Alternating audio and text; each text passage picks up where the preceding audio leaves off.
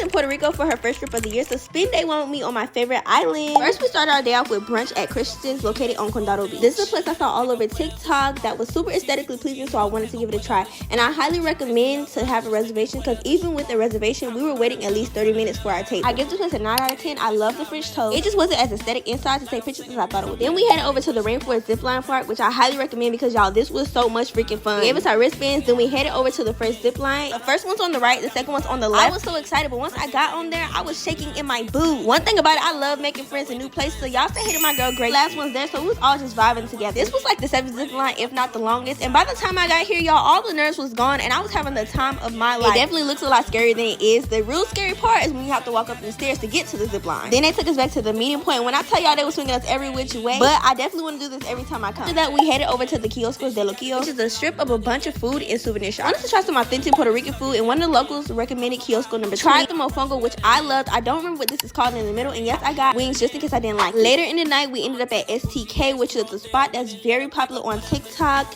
They started us off with some bread. I had got a chicken breast and a lobster mac and cheese. The lobster mac was so freaking good. It was a fancy place, so the food was more on the super expensive side, and I'm not a foodie, so I feel like this was overrated. But stay tuned for day 2.